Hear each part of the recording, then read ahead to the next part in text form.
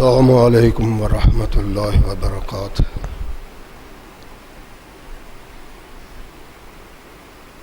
الحمد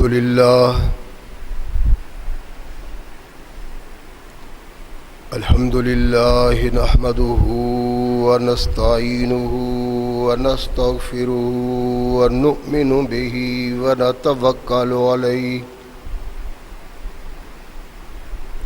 ونعوذ باللہ من شرور انفسنا ومن سیئات اعمالنا من يهده الله فلا مضل له ومن يضلل فلا هادي له ونشهد أن لا إله إلا الله وحده لا شريك له ونشهد أن محمدا عبده ورسوله أما بعد فأحسن الحديث كتاب الله وخير الهدي هدي محمد صلى الله عليه وسلم وشر الأمور محدثاتها وكل محدثة بدعة وكل بدعة ضلالة وكل ضلالة في النار أما بعد فأعوذ بالله السميع العليم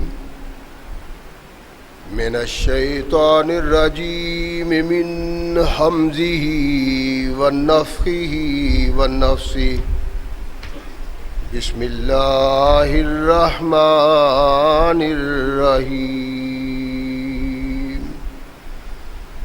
محمد رسول الله والذين معه وشداء على الكفار رحماء بينهم تراهم ركعا سجدا يبتغون فضلا من الله ورضوانا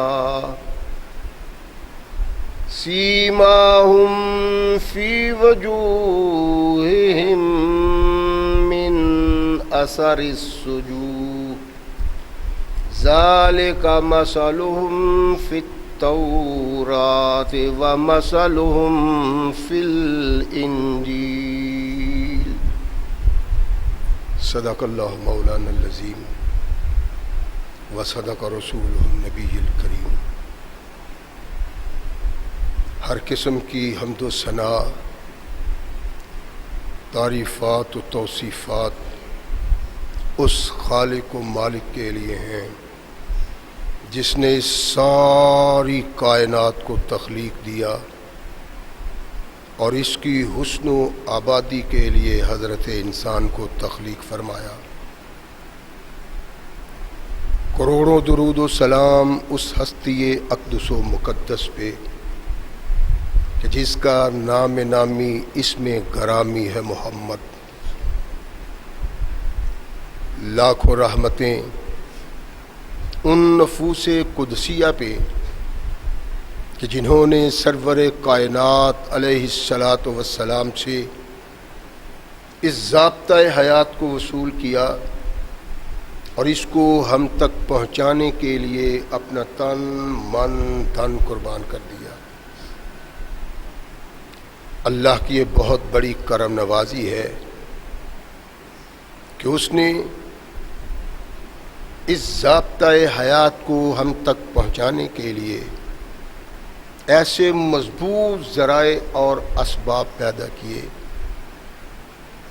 کہ ان کی موجودگی میں ہم ببانگ دوہل کہہ سکتے ہیں کہ یہ ضابطۂ حیات جو آج قرآن کی صورت میں ہمارے ہاتھوں میں موجود ہے، یہ وہی ضابطۂ حیات ہے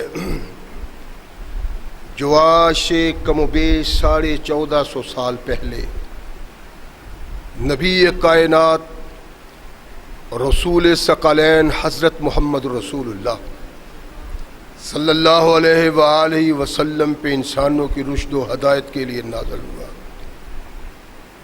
اللہ کی اس کرم نوازی پہ ہم جس قدر بھی اس کا شکریہ ادا کریں، کما حق کا اس کا شکریہ ادا نہیں ہوتا، اس لیے کہ یہ ضابطۂ حیات وہ دستور المتقی ہے کہ اگر انسان اس سے تعلق پیدا کر لے تو یہ قرآن اس کی دنیاوی زندگی میں ایک عظیم انقلاب پیدا کر دیتا ہے، اور اگر اس کو اپنے جسم و روح پہ جاری و طاری کر لیا جائے تو یہی وہ ضابطۂ حیات ہے جو انسان کو دنیا کے ساتھ ساتھ عقبہ کی کامیابی کی ضمانت بھی دیتا ہے۔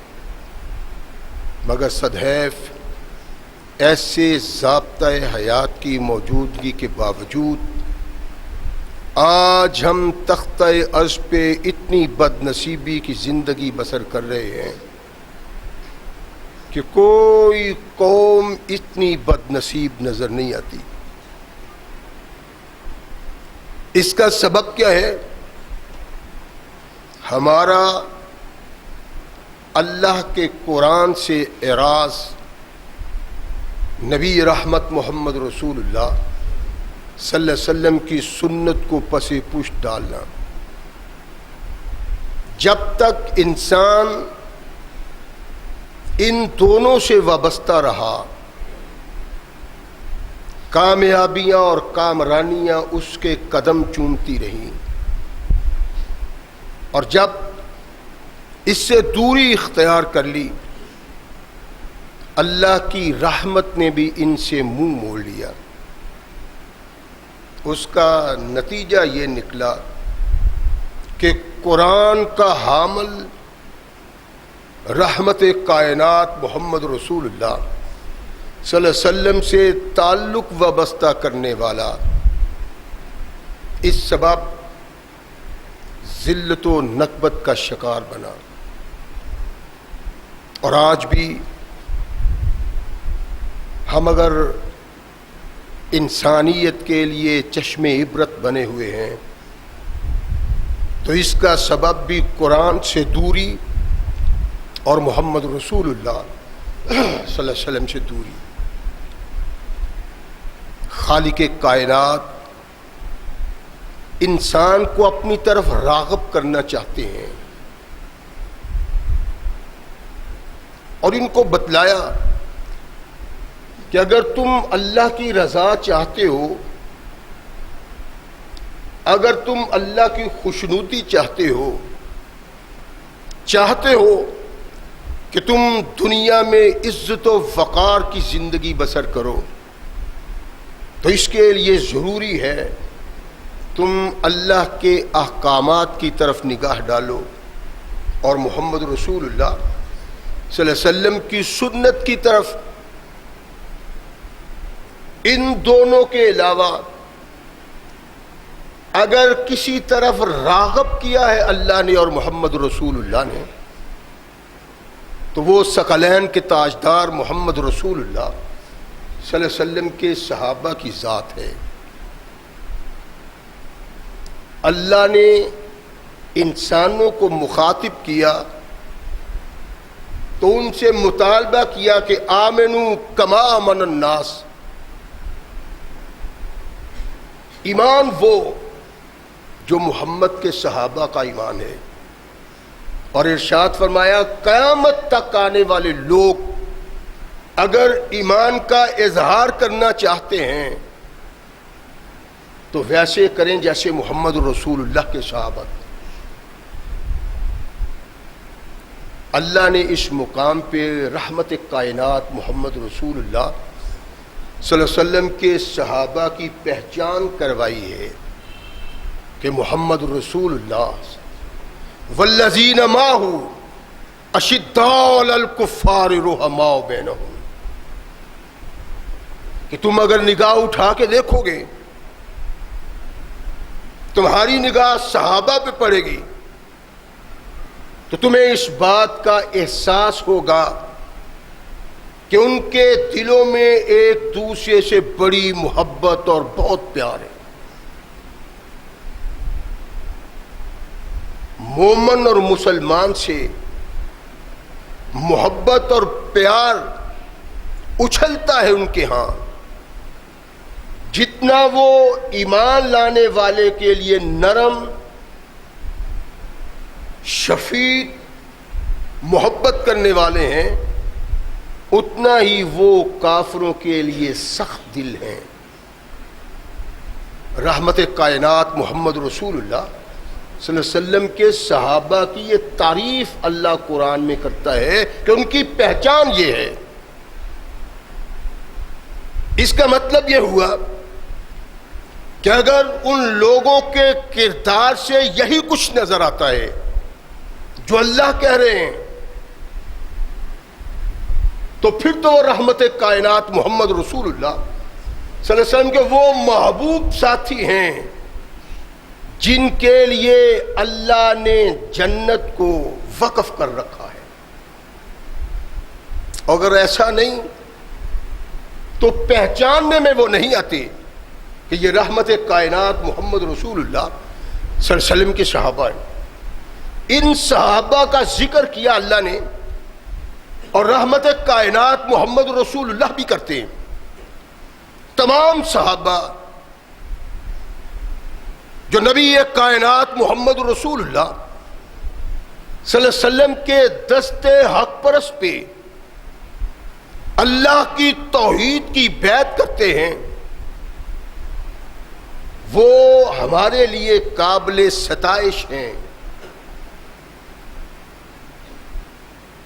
ان کا کردار، ان کے افعال، ان کے لیل و نہار اس بات کا اعلان ہے کہ یہ واقعی وہ لوگ ہیں جو لوگ اللہ چاہتا تھا اور جو محمد رسول اللہ پیدا کرنے کے لیے آئے تھے. لیکن آخر ان میں یہ اوصاف نہیں تو پھر سوچنا پڑے گا کہ واقعی یہ اوصاف ہمیں نظر نہیں آتے یا نہیں.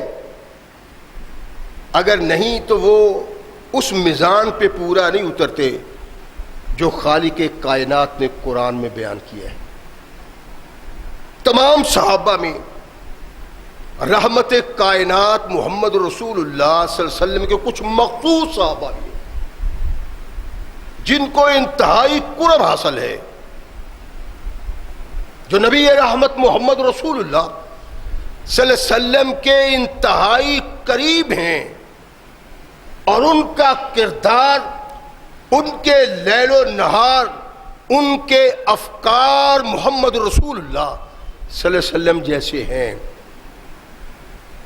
اگر ہم ان کی تاریخ پہ نگاہ ڈالتے ہیں، ان کی زندگی کو جھانکتے ہیں، تو ہمیں احساس ہوتا ہے کہ واقعی یہ محمد رسول اللہ صلی اللہ علیہ وسلم کے وہ ساتھی ہیں جو ساتھی دے کے اللہ فخر محسوس کرتا ہے.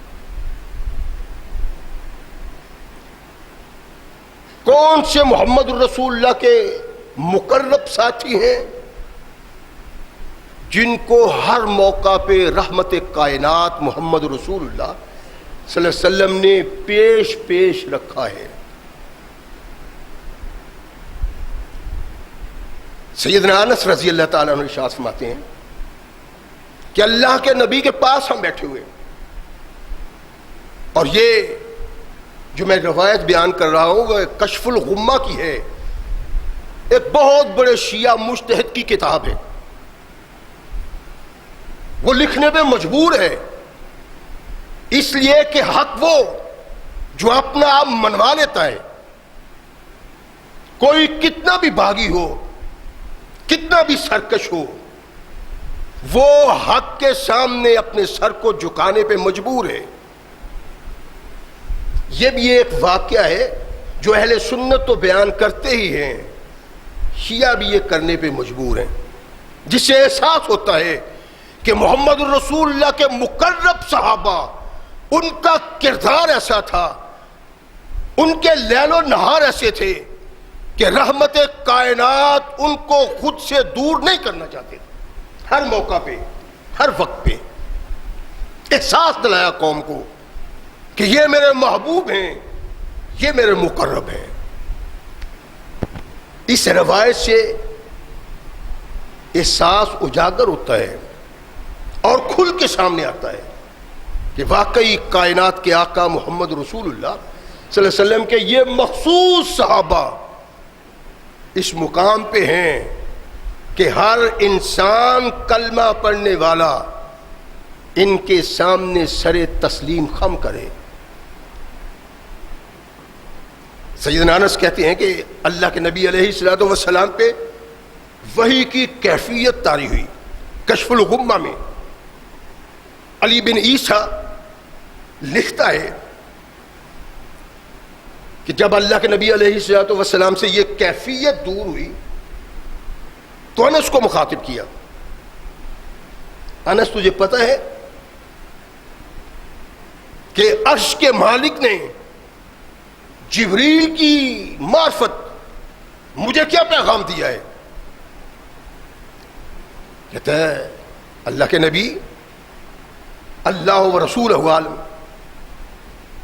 اللہ جانے آپ جانے، مجھے تو اس کا علم نہیں۔ ارشاد فرمایا ان اللہ قد امرنی ان ازوج فاطمہ من علی ابن ابی طالب، اللہ نے مجھے پیغام دیا ہے کہ فاطمہ کا نکاح علی بن ابی طالب سے کر دو۔ اہل سنت کی کتابوں میں بھی یہ روایت ہے، لیکن اس کی سند کی کوئی حیثیت نہیں، میں اس لیے محض بیان کر رہا ہوں شیعہ کی کتاب سے کہ احساس ہو کہ نبی کائنات محمد الرسول اللہ کے صحابہ کا وہ کردار، جس کردار سے وہ انسانیت میں اعلیٰ اور ارفع بنے، انبیاء کے بعد جن کی حیثیت، جن کی شناخت، جن کا مقام انسانیت میں سب سے اعلیٰ اور بالا ہے۔ پھر ارشاد فرمایا اٹھو ادعو لنا، میرے لیے پیغام دو ابو بکر و عمر و عثمان و عبد الرحمن ابن عوف و سعد ابن وقاص و طلحہ و زبیر۔ شیعہ مصنف کہتا ہے کہ اللہ کے نبی نے کہا یہ پیغام مجھے آیا ہے اور تم میرے لیے ابو بکر، عمر، عثمان، عبد الرحمن ابن عوف، سعد بن وقاص، طلحہ و زبیر کو بلا کے لاؤ۔ رحمت کائنات محمد رسول اللہ صلی اللہ علیہ وسلم یہ اپنے ایک صحابی کو حکم دے رہے ہیں اور فرمایا اتنے انصار میں سے بھی ساتھ لے لینا۔ ادھر علی مرتضیٰ رضی اللہ تعالیٰ عنہ سے بات ہوتی، علی اللہ نے مجھے کہا ہے کہ میں تیرے ساتھ فاطمہ کا نکاح کر دوں، تیرا کیا خیال ہے؟ چشم ماں روشن دل ماں شاد، اللہ کے نبی اس سے زیادہ میری عزت کیا ہو سکتی ہے؟ اللہ کے نبی نے ارشاد فرمایا تیرے پاس کچھ ہے؟ آقا آپ جانتے ہی ہیں، آپ کو علم ہی ہے، میرے پاس تو کچھ نہیں، غریب آدمی ہوں، کوئی پیسہ نہیں، کوئی جاگیر نہیں، کچھ بھی نہیں۔ ارشاد فرمایا کچھ؟ کچھ نہیں اللہ کے نبی. فرمایا یوں کرو کہ اپنی زرہ بیچ دو. اللہ کے نبی محمد رسول اللہ صلی اللہ علیہ وسلم کے ہر فرمان میں رہنمائی ہمارے لیے موجود ہے. ہم بد نصیب ہیں کہ ہم باغی ہیں محمد رسول اللہ کے. اپنے اندر جھانکیں. اللہ کے نبی نے کہا کہ کچھ نہ کچھ لاؤ. اس کا سبب کیا ہے؟ فرمایا تمہارے لیے سامان خریدنا ہے، فاطمہ کے لیے کپڑے خریدنے ہیں، تمہارے گھر کے برتن خریدنے ہیں.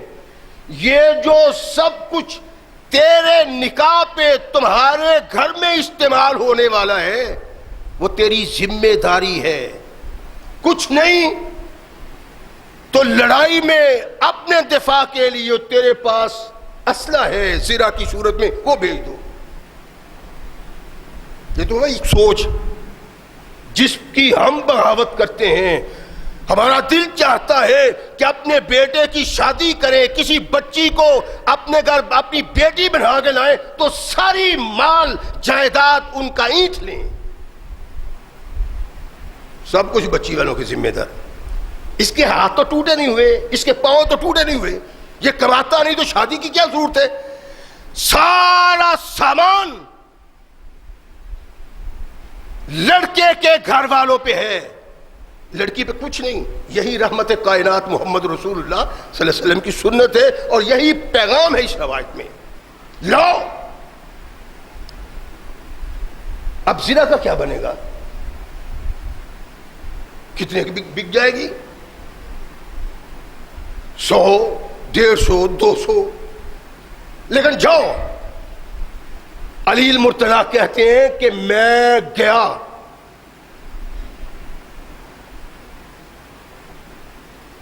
بازار میں عثمان ذو النورین ملتے. علی کہاں؟ کہا کہ یوں محمد رسول اللہ صلی اللہ علیہ وسلم نے مجھے فاطمہ کے ساتھ رشتے کا کہا ہے اور میرے پاس کچھ نہیں. کشف الغمہ کا شیعہ مصنف لکھتا ہے عثمان ذو النورین نے دیکھا کہ علی کے ہاتھ میں زرہ ہے. فرمایا یہ کس لیے؟ کہا اللہ کے نبی نے کہا اس کو بیچ دو. بیچنے کے لیے لایا ہوں. معمولی قیمت، معمولی زرہ. ارشاد فرمایا میرے ہاتھ بھیج دو. کہا ٹھیک ہے. فرمایا یہ 400 درہم میں لیتا ہوں. یہ قیمت نہیں ہے زرہ کی، معمولی قیمت کی ہے. لیکن عثمان ذو النورین نے سوچا کہ اس کے پاس کچھ نہیں، اگر کچھ ہو تو کم از کم اتنا تو ہو کہ آسانی کے ساتھ چند دن گزر ہو سکے. 400 درہم. علی المرتضیٰ عثمان کا چہرہ دیکھتے ہیں. عثمان ذو النورین نے جیب سے نکالے، علی المرتضیٰ کے ہاتھ میں رکھ دیے اور زرہ پکڑ لی. شیعہ مصنف لکھتا ہے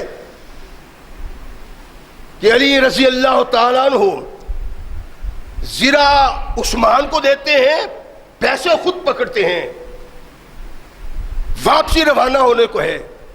عثمان کہتے ہیں علی ٹھہر جاؤ، یہ پیسے تمہارے ہو گئے، ہاں زرہ میری،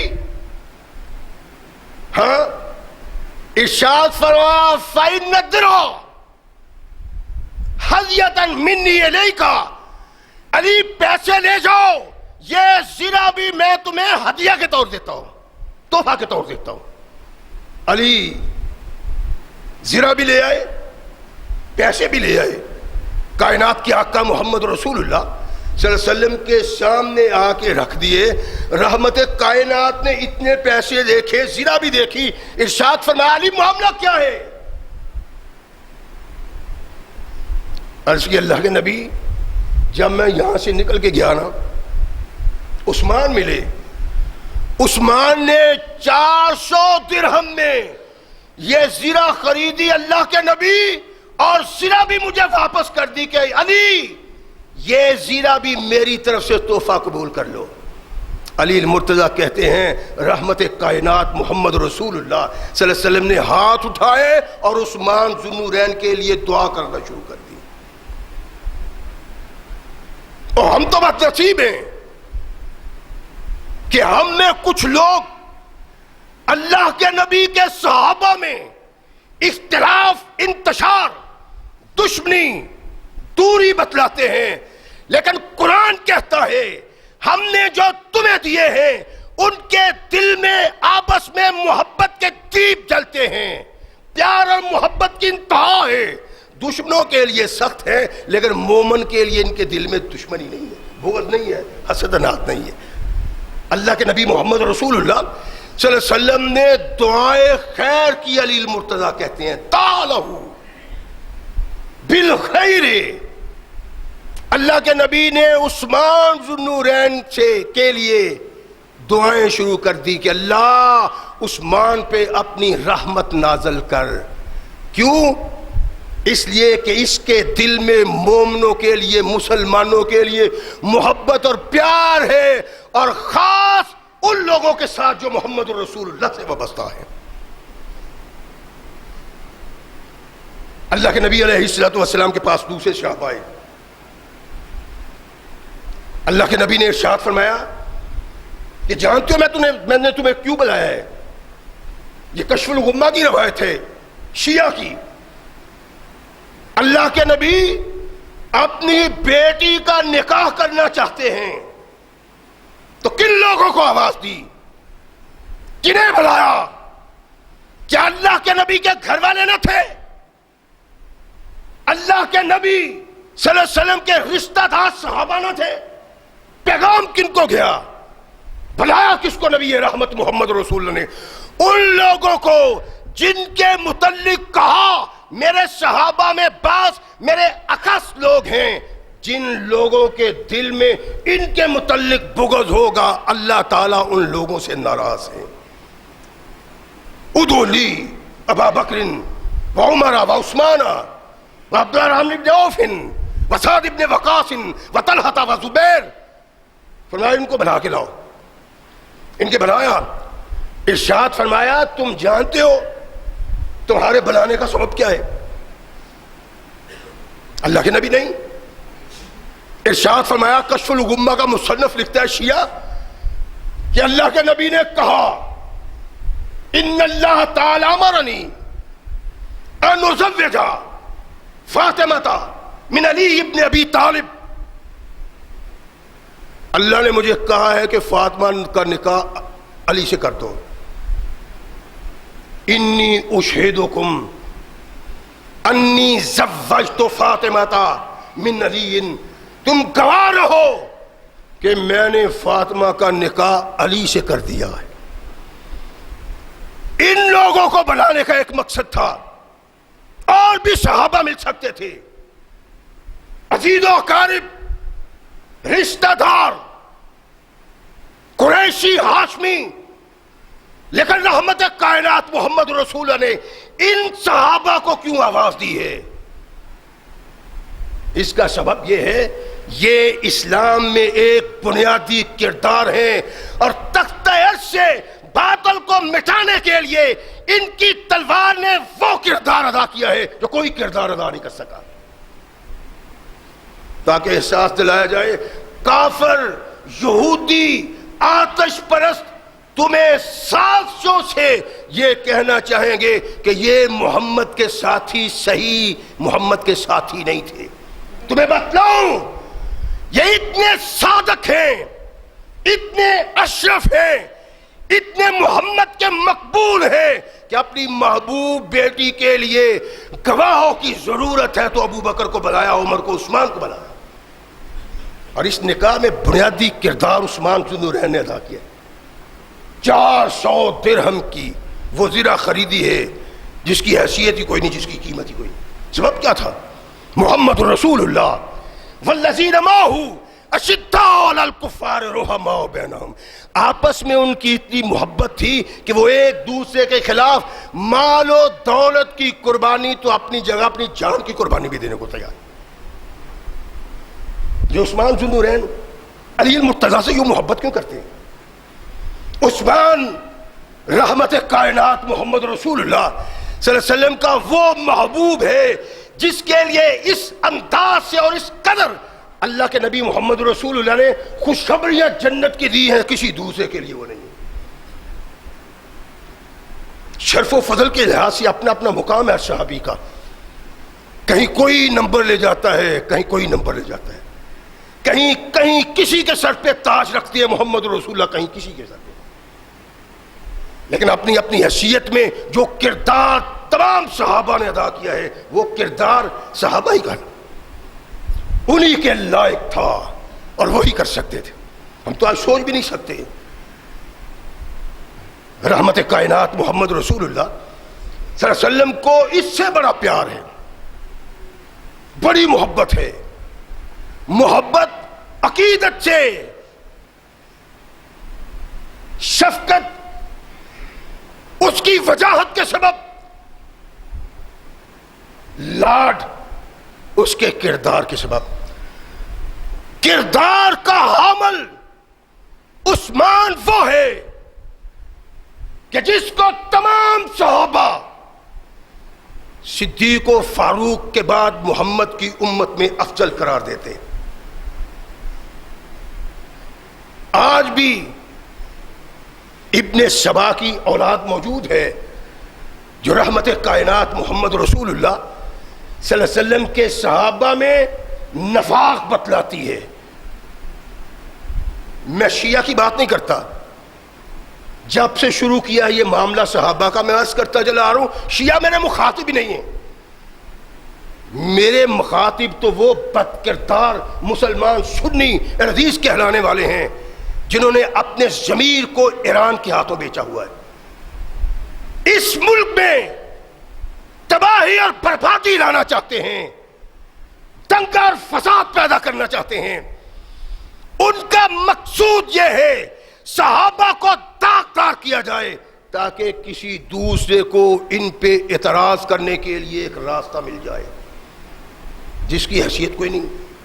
عرض کرتا چلا آ رہا ہوں نا، کوئی ایسی روایت اس کے دامن میں نہیں ہے جس کی بنا پہ وہ کسی بھی صحابے کو تان کر سکتے ہوں، تشنیع کر سکتے ہوں۔ جھوٹ، مکاری، فریب، ایسی روایات جن روایات کی حیثیت ہی کوئی نہیں، دجال راوی، قصاب راوی، موضوع روایات بیان کرنے والے، ان روایات کی بنا پہ آج مسلمان سنی اہل حدیث کہلانے والے بھی محمد رسول اللہ کے صحابہ پہ اعتراض کرتے ہیں۔ اللہ کے نبی علیہ الصلوۃ والسلام اپنے تمام صحابہ کو اپنا محبوب و مقبول سمجھ کہتے ہیں، اور کہتے ہیں میرے صحابہ میرے سبب میرے دامن سے وابستہ نہیں ہوئے، میرے اللہ نے وابستہ کیے۔ وختار علی اصحابی، اللہ نے میرے لیے میرے صحابہ منتخب کیے۔ تو ان بد کرداروں، بد نصیبوں، بغیرتوں کو علم نہیں، اللہ نے گندا مال اپنے محمد کے دامن سے وابستہ کرنا تھا۔ کیسے لوگ ہیں، مجلس جمی ہوئی ہے، محفل لگی ہوئی ہے، رحمت کائنات محمد رسول اللہ صلی اللہ علیہ وسلم تشریف فرما، اور بیٹھے اپنے صحابہ میں اس انداز سے کہ اس انداز سے کبھی پہلے اپنے صحابہ میں بیٹھے نہیں تھے۔ باتیں ہو رہی ہیں، مسائل ہو رہے ہیں، وہ لوگ جنت بنانا چاہتے تھے، ہر وقت ثقلین کے تاجدار محمد الرسول اللہ سے مطالبہ رہتا تھا اللہ کے نبی کچھ رہنمائی فرمائیں، کچھ بتلائیں جس پہ عمل کر کے ہم جنت پا سکتے۔ بد نصیبی ہے جس کی طرف ہمارا دھیان نہیں جاتا، اس دنیا کے لیے جس کا پتہ ہی نہیں 10 سال ہے، 20 سال ہے، 50 سال ہے، 100 سال ہے، آخر اوسط عمر کائنات کے آقا محمد رسول اللہ 60 سال کا ہے، کسی کی 70 ہو گئی، 80 ہو گئی،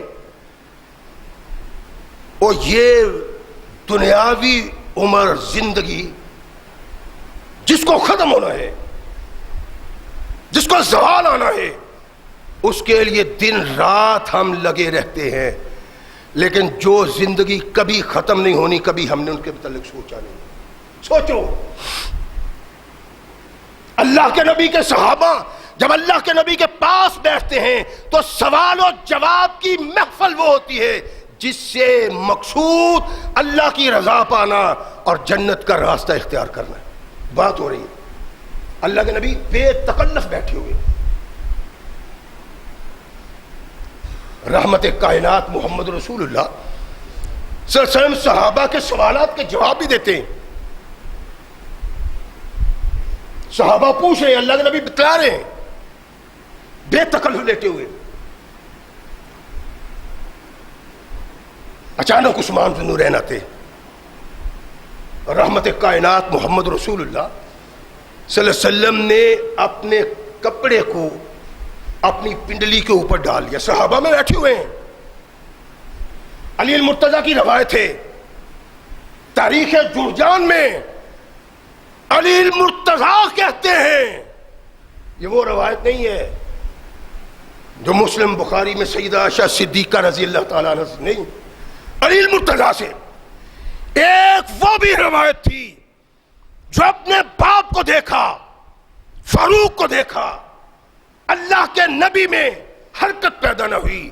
ایک یہ روایت ہے جس کو علی المرتضیٰ بیان کرتے ہیں اور کہتے ہیں نحن جماع، ہمیں ایک بڑی جماعت کی صورت میں محمد رسول اللہ کے پاس بیٹھے ہوئے تھے، بے تکلف بیٹھے تھے رحمت کائنات۔ جا عثمان، عثمان آئے، رحمت کائنات فوراً سیدھے ہوئے اور جو ننگی پنڈلی تھی اس پنڈلی پہ کپڑا رکھ لیا۔ جب مجلس برخاست ہوئی، علی المرتضیٰ کو یہ چیز عجیب سی لگی، اللہ کے نبی یہ کیا بات ہے؟ تمام صحابہ اس میں اعلیٰ بالا بڑے صحابہ سارے موجود تھے اللہ کے نبی، لیکن آپ بے تکلف بیٹھے ہوئے تھے۔ وجہ عثمان ہو، عثمان آیا، ہم سب بیٹھے ہوئے تھے، فما غطیتہا، آپ نے اپنی پنڈلی پہ پردہ نہیں ڈالا، اس کو ڈھانپا نہیں۔ وجہ عثمان ہو فغطیتہا، اللہ کے نبی تمام اکثر صحابہ، صدیق و فاروق، علی المرتضیٰ، عبد الرحمن ابن عوف، طلحہ و زبیر، یہ سارے صحابہ بیٹھے ہوئے بے تکلف بیٹھے رہے۔ عثمان آیا، آپ نے اپنی چادر کو اپنی پنڈلی پہ ڈال لیا ہے، اللہ کے نبی میرے دل میں اس وقت سے یہ بات ہوئی ہے، مجھے ذرا بتلائیں کہ اس کا سبب کیا تھا۔ فرمایا علی استحیی ممن تستحی منہ الملائکہ، میں نے اس سے حیا کی تھی جس سے آسمان کے فرشتے بھی حیا کرتے۔ اللہ کے نبی نے کہا یہ ایسا حیادار انسان ہے کہ اس سے بڑھ کے کسی کی حیا کی بات نہیں کی جا سکتی۔ اور میں کہوں، آپ کہیں یا کسی صحابی نے کہا ہو اللہ کے نبی کے منہ سے یہ بات سن کے، تو وہ کہہ سکتا تھا کہ عثمان حیا کے اس مقام پہ ہے، کوئی دوسرا نہیں ہے۔ لیکن ہم کہہ سکتے تھے، اور بھی کوئی کہہ سکتا تھا کہ نہیں جی بس صحابہ میں ہی چونکہ اختلاف تھا نا، نعوذ باللہ من ذالک، نقل کفر نفات تھا نا۔ ان ملعونوں کے قول کے سبب جو خود کو سنی کہتے ہیں، وہابی کہتے ہیں، دیوبندی کہتے ہیں، بریلوی کہتے ہیں، اور اللہ کے نبی کے صحابہ پہ بکواس کرتے ہیں، اور پھر غیرت مند وہ انسان اہل حدیث جو اپنی مسجدوں میں ان مولویوں کو قبول کرتے ہیں، بریلوی جو اپنے مولویوں کو قبول کرتے ہیں، دیوبندی جو اپنی مسجدوں میں قبول کرتے ہیں، ایسے بد نصیبوں کو اللہ کے نبی علیہ السلام نے کہا صحابہ نے سن لیا، اور یہ بات ایسی حقیقت ہے کہ اس حقیقت کا انکار کائنات میں کوئی نہیں کر سکتا۔ کیا حقیقت ہے؟ کہ رحمت کائنات محمد رسول اللہ صلی اللہ علیہ وسلم کے اس صحابی سا کردار، وہ جو اس سے مخصوص ہے، کسی میں اس لیول کا نہیں۔ ایک شخص آتا ہے سیدنا علی المرتضیٰ رضی اللہ تعالیٰ عنہ، کہنے لگا امیر المومنین، علی المرتضیٰ کی خلافت کا دور ہے کوفہ میں، اگر لوگ مجھ سے پوچھے کہ تمہارے امیر کا عثمان کے متعلق کیا خیال ہے، یعنی یہ وہ دور تھا جس میں ابن سبا نے صحابہ اور نوجوان نو مسلموں میں یہ روح پھونک دی تھی کہ علی کی موجودگی میں کسی دوسرے کی کوئی حیثیت نہیں ہے، علی وسیع رسول ہے، علی نبی کا داماد ہے، علی نبی کے چچا کا بیٹا ہے، اس لیے نبی کے بعد حق کس کا ہے؟ یہ تحریک تھی یہودیوں کی، آتش پرست ایرانیوں کی۔ یہ ایرانی کبھی بھی ساری زندگی قیامت تک نہ مسلمان کے دوست ہو سکتے ہیں، نہ کسی مسلمان ملک کے دوست ہو سکتے۔ ان کے دل میں وہی بغض ہے، یہ اسی دودھ سے پرورش پائے ہیں، وہی نطفہ ان کا جو اس دور کے آتش پرستوں کا تھا۔ علی المرتضیٰ کے دور میں یہ ہوا چلائی ہوئی تھی ان لوگوں نے، یہودی، آتش پرست اور بت پرست مل کے کہ کھیرا کھیرا کر دو ان کو، ان کے دلوں میں بغض اور حسد پیدا کر دو، انات پیدا کر دو۔ اور وہی کردار ایران آج بھی ادا کر رہا ہے۔ یہ سنی، وابی، دیوبندی، بریلوی، مولوی جن کے ضمیروں کو اس نے خریدا ہوا ہے نا، جنہوں نے اپنے آپ کو اس طرح بیچا ہے جیسے منڈیوں میں جانور بکتے ہیں، اس کا سبب یہی ہے۔ اللہ کے نبی نے کہا، کوئی صحابی کہتا کہ عثمان کا یہ مقام ہے، عثمان کی یہ حیثیت ہے، تو شاید انکار کرنے والے انکار کر دیتے، اس کا انکار کوئی نہیں کر سکتا۔ کہا امیر المومنین، اگر لوگ مجھ سے سوال کریں تمہارے امیر المومنین کا عثمان کے متعلق خیال، سیدنا علی المرتضیٰ رضی اللہ تعالیٰ عنہ نے اس کی بات سنی، اور جو ارشاد فرمایا البدایہ والنہایہ میں، علامہ ابن کثیر نے البدایہ والنہایہ جلد 10 اس میں لکھا ہے۔ علی المرتضیٰ حیران ہو کے اسے دیکھتے ہیں، فرمایا کان عثمان خیرنا واصل للرحم وشد حیان واحسننا طہورا واتقانا للرب عز وجل۔ فرمایا عثمان کی بات کرتے ہو، میں بتلاؤں میں عثمان کے متعلق کیا سمجھتا ہوں، میرے نزدیک عثمان کی کیا حیثیت ہے، عثمان کیسا ہے؟ کہا ہم میں بہترین انسان تھا، اور ہم سب میں سب سے بڑھ کے رشتوں کو جوڑنے والا تھا۔ لوگ رشتے توڑتے ہیں، یہ رشتہ جوڑنے والا ہے۔ کیوں کہا علی المرتضیٰ نے؟ علی المرتضیٰ نے کیا دیکھا تھا کہ جو یہ کہتے ہیں کہ یہ صلہ رحمی کرنے والا ہے؟ کہ تمہیں نے عرض کیا ہے نا کہ عثمان ذوالنورین کی دولت نے علی المرتضیٰ کے نکاح کی بنیاد رکھی۔ ایک اور ہے، سیدنا علی المرتضیٰ رضی اللہ تعالیٰ عنہ مکہ میں ہیں، امیر المومنین مکہ میں۔ امیر المومنین کو ایک کھانا آیا، کھانے میں مختلف پرندوں کے گوشت تھے، مختلف جانوروں کے گوشت تھے. بات میری غور سے سنیں، میں جو مسائل بیان کرتا ہوں وہ پڑھ کے کرتا ہوں اور حتمیت سے، آپ بھی حتمیت سے ان کو بیان کریں، ذرا غور سے سن بھی لیا کریں. علی المرتضیٰ کو عثمان ذو النورین پیغام بھیجتے ہیں. کیوں بھیجتے ہیں آپ کو علم ہے؟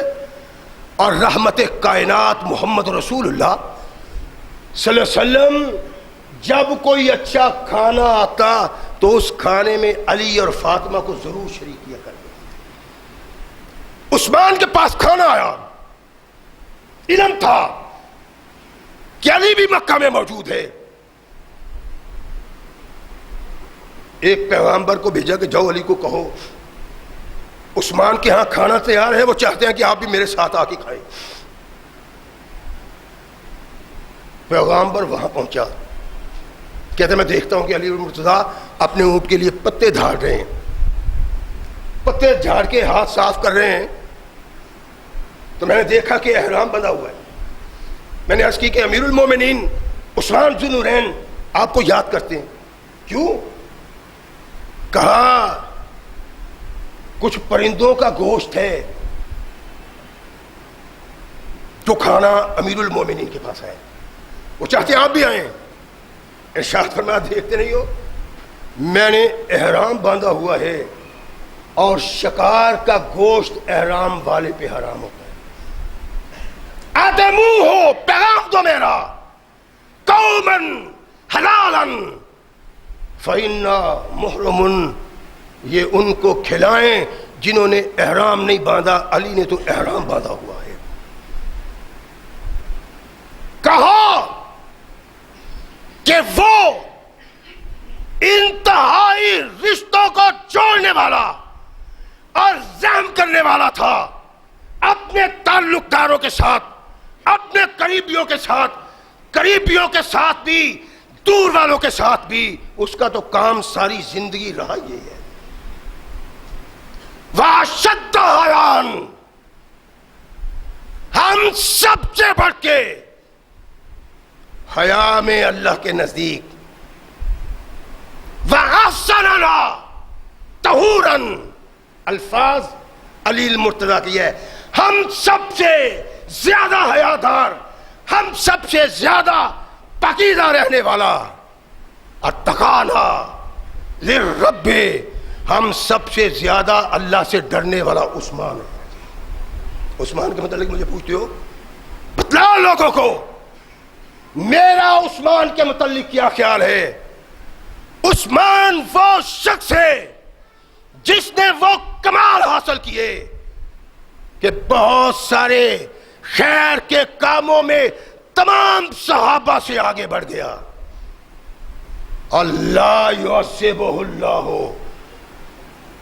بعد ھذا الاعمال، ان اعمال کے کرنے کے بعد سوال ہی نہیں پیدا ہوتا اللہ عثمان کو عذاب سے دوچار کرے. علی المرتضیٰ رضی اللہ تعالیٰ عنہ. عام لوگوں میں یہ سوچ تھی، فکر تھی کہ عثمان ذو النورین سے علی المرتضیٰ کے تو الگ تعلق نہیں. پہلے لوگوں کے لیے تھے، صدیق و فاروق کے لیے، جیسے کہ علی المرتضیٰ رضی اللہ تعالیٰ عنہ نے صدیق اکبر کی بیعت نہیں کی جب تک سیدہ طاہرہ فاطمہ زندہ رہی.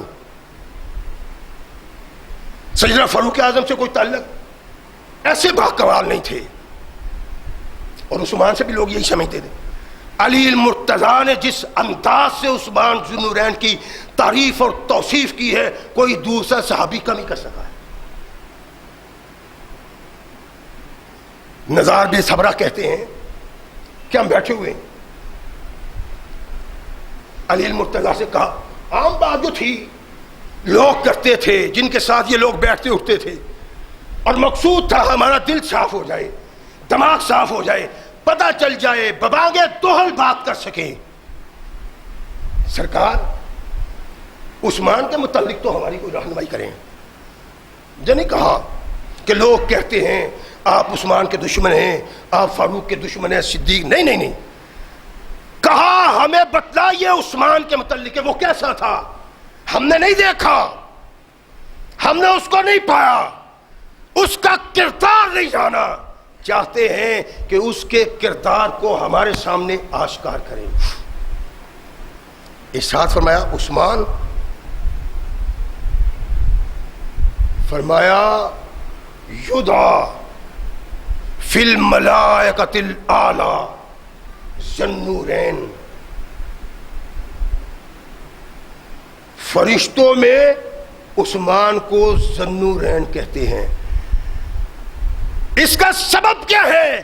زوجہ رسول اللہ صلی اللہ علیہ وسلم واحدۃ بعد واحدہ، اللہ کے نبی کی ایک بیٹی اس کے دامن میں تھی، فوت ہو گئی، اللہ کے نبی نے دوسری بیٹی کی شادی کر دی. اس بنا پہ آسمان کے فرشتے عثمان کو عثمان کہہ کے نہیں ذوالنورین کہہ کے یاد کرتے ہیں. یہ عثمان ذوالنورین کا وہ شرف اور وہ فضل ہے جو کسی صحابی سے نہیں بیان کر رہا، علی المرتضیٰ رضی اللہ تعالیٰ عنہ سے بیان کرتا. اور یہ ایک بات حقیقت ہے کہ میں چاہوں گا میرا باپ افضل اعلیٰ ہو سارے لوگوں سے، اس کی حیثیت اور شناخت ایسی ہو سب لوگ اس کو جانیں. ہر آدمی چاہتا ہے. اللہ کے نبی کے صحابہ کے سلسلہ میں بھی لوگ بیان کیا کرتے تھے، اور یہ حقیقت ہے تمام صحابہ افضل بعد نبی، رحمت کائنات کے بعد اس امت میں افضل ترین ابو بکر ہیں، اور پھر عمر. یہ دوسرے صحابہ کی بات کر رہا ہوں. اب علی المرتضیٰ رضی اللہ تعالیٰ عنہ کی بات کرتے ہیں. علی المرتضیٰ کا حقیقی بیٹا محمد بن حنفیہ، وہ کہتے ہیں کہ میں نے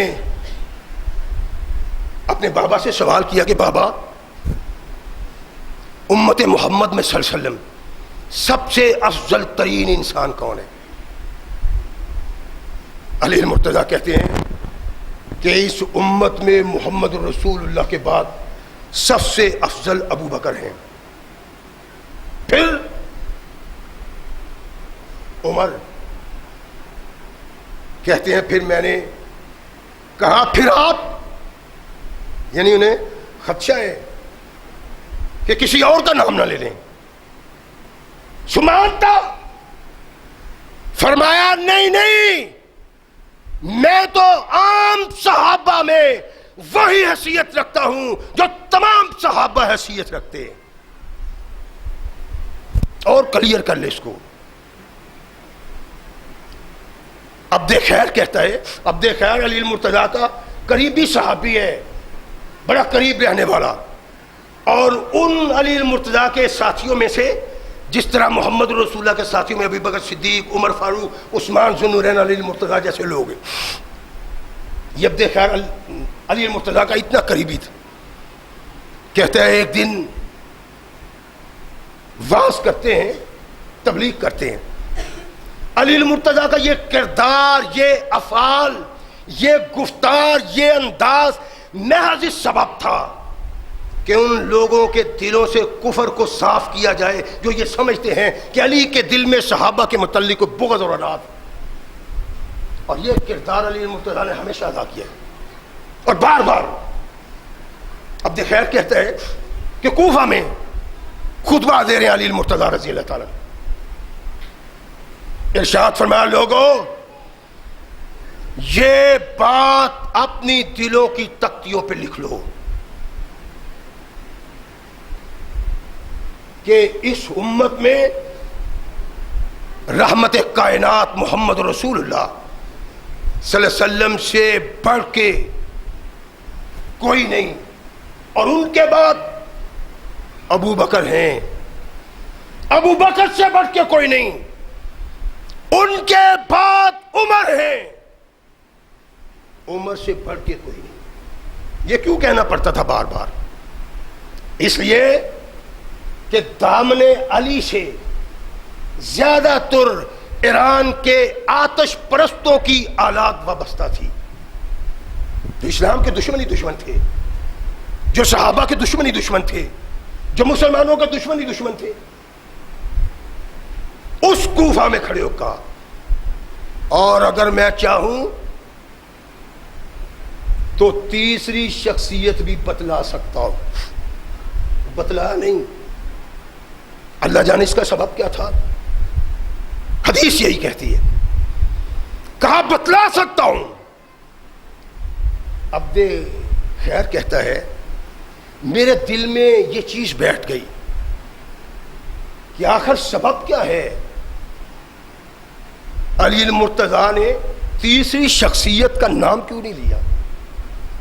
کیا وہ خود کو بیان نہیں کرنا چاہتے تھے کہ ابو بکر کے بعد عمر، عمر کے بعد میں، یا کوئی اور ہے؟ اگر اور ہے تو بیان کیوں نہیں کی؟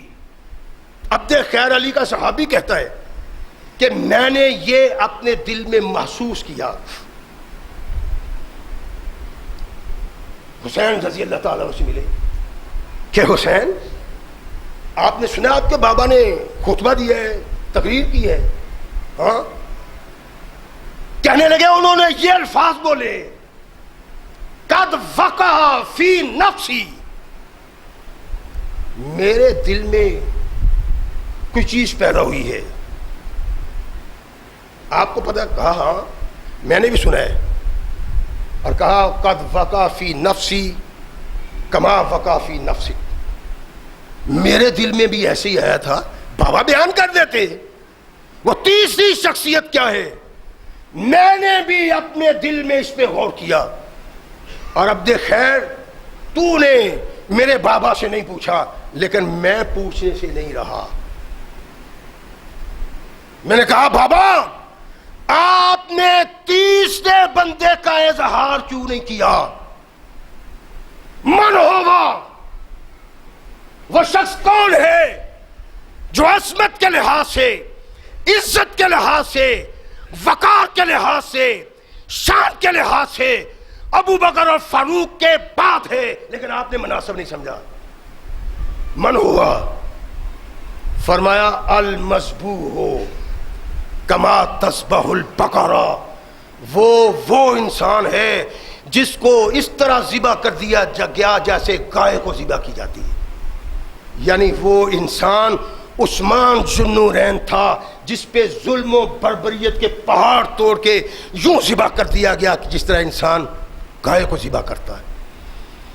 علی المرتضیٰ کا فرمان، صحابہ متفق ہیں، تمام صحابہ.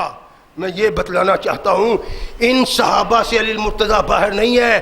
انہوں نے بھی ارشاد فرمایا ہے صدیق و فاروق کے بعد اس امت میں عصمت کے لحاظ سے کسی کو مقام اور مرتبہ حسرت وہ عثمان ذو النورین کی ذات ہے. کائنات کے آقا محمد رسول اللہ صلی اللہ علیہ وسلم کے یہ صحابہ ہیں جس کے متعلق علی المرتضیٰ رضی اللہ تعالی واش گاف الفاظ میں اس انداز سے بیان کرتے ہیں کہ کسی دل میں میل کچیل رہ نہ جائے. اگر پھر بھی ہے تو یہ وہ سمجھ لے اس پہ اللہ کا عذاب ہے، قیامت کو گرفت ہوگی اس شخص کو جو ان صحابہ کے متعلق کسی قسم کی کوئی بکواس کرتا ہے. وہ کوئی ہوتا. لوگوں نے علی المرتضیٰ رضی اللہ تعالی عنہ کے سامنے عثمان ذو النورین کے کردار پہ تھوڑی سی تنقید کی. علی المرتضیٰ نے اس کو سنا اور فرمایا تم مسلمان ہی ہو؟ الحمدللہ جی. فرمایا سنو من تبرہ بدین عثمان فقط تبرہ من الایمان، جو عثمان کے دین سے بیزار ہے علی کے نزدیک اس کے اندر ایمان کی کوئی رمق ہی نہیں پائی جاتی، ذرہ نہیں پایا جاتا. جو بھی ان کے مقام و مرتبہ سے کسی بنا پہ کمی بیشی کرتا ہے علی المرتضیٰ کے نزدیک اس میں ایمان کی رتی نہیں پائی جاتی. اور یہ بد نصیبی کیوں ہے؟ اس کا سبب کیا ہے کہ ہم نے یہ سمجھ لیا ہے کہ نبی کائنات محمد رسول اللہ اس دنیا میں اپنے گھر والوں کی چودراہٹ پیدا کرنے کے لیے آئے تھے، قیادت پیدا کرنے کے لیے آئے تھے، سیادت پیدا کرنے کے لیے آئے تھے. پچھلے جمعات میں سے میں نے ایک جمعہ میں عرض کیا تھا کہ اللہ کے نبی نے ایک بھی ہاشمی سے تعلق رکھنے والا آدمی اپنی زندگی میں حکومت سے وابستہ نہیں کیا سوائے علی المرتضیٰ رضی اللہ تعالیٰ. ہاشمیوں میں اپنے خاندان میں سے ایک بھی شخص منتخب نہیں کیا قیادت کے لیے، امارت کے لیے، گورنری کے لیے، اور جن کی بنا پہ یہ بدلغام بکواس کرتے ہیں، اس خاندان سے 7 امیر نبی رحمت محمد رسول اللہ نے مقرر کیے تھے۔ بنو امیہ سے کسی ماں نے بیٹا جنم دیا ہے تو وہ میری اس بات کا جواب دے، اس بات میں شیعہ کو بھی ملا لو، احمدیوں، دیوبندیوں، بریلویوں، بےغیرتوں کی بات نہیں ہے، جو ایران کے سامنے ضمیر فروشی کر کے اور بکواس کرتے ہیں صحابہ پہ، تمام لوگوں کو چیلنج ہے، تمام لوگ مل کے ثابت کریں کہ میں جو کہتا ہوں بنو امیہ سے 7 امراء نبی کائنات نے اپنی حکومت میں بنائے تھے، اور عرب کا کوئی خاندان ایسا نہیں جس کے امیر اتنے محمد رسول اللہ نے بنائے ہو اپنی حکومت میں جتنے بنو امیہ سے تعلق رکھنے والے لوگوں کو بنایا ہے۔ اور یہ خاندان سیدنا عثمان ذو النورین کا خاندان واحد خاندان ہے، بحیثیت خاندان جتنی فتوحات ان کے دامن سے وابستہ ہے کسی خاندان کے فتح کے ساتھ دامن نہیں۔ چیلنج کہتا ہوں، بھاگ دوڑ کے دیکھو، کوئی خاندان یہ عصمت نہیں رکھتا کہ اسلام کے دامن سے اتنی زمین فدا کر کے وابستہ کی ہو جیسے بنو امیہ کی آل اولاد نے کی ہے۔ عثمان ذو النورین اس خاندان کا درخشندہ فرد ہے جس کو کائنات کے آقا محمد رسول اللہ صلی اللہ علیہ وسلم نے 2 بیٹیاں دی تھیں۔ آپ کو پتہ ہے کتنی بیٹیاں تھیں اللہ کے نبی کی؟ 4 بیٹیاں تھیں۔ بنو امیہ سے تعلق رکھنے والے عثمان کو 2 اور بنو امیہ سے تعلق رکھنے والے ابو الاس کو 1۔ 4 بیٹیوں میں سے 3 بیٹیاں بنو امیہ کو دی تھی، 1 بیٹی ہاشم کو دی تھی، ہاشمی خاندان کو۔ یہ کائنات کے آقا محمد رسول اللہ صلی اللہ علیہ وسلم کی رہنمائی ہے کہ ان لوگوں نے اسلام میں جو غلبہ حاصل کرنے کے لیے کردار ادا کرنا ہے کوئی دوسرا نہیں کر سکتا، اور یہی بات ہے۔ عثمان ذو النورین رضی اللہ تعالیٰ عنہ نے ہر طرف توحید کے پرچم کو بلند کیا، اسلام کے پرچم کو بلند کیا۔ عثمان ذو النورین کے دور میں سب سے پہلا سمندر پہ جہاد عثمان ذو النورین کے دور خلافت میں ہوا، اور یہ نبی رحمت محمد رسول اللہ کے محبوب صحابہ ہیں۔ اللہ کے نبی نے ارشاد فرمایا ہے میرے صحابہ سے محبت کرو، جو ان سے بغض رکھتا ہے وہ ان سے نہیں، وہ محمد سے بغض رکھتا ہے۔ اللہ ہمیں صحیح مسلمان بننے کی توفیق عطا فرمائے۔ وآخر دعوانا الحمدللہ رب العالمین۔